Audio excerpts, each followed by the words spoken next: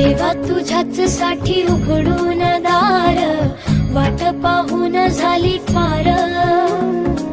चिंता हरून देवा थकला असणार, देवाच्या खांद्यावर भार. थोडा इथं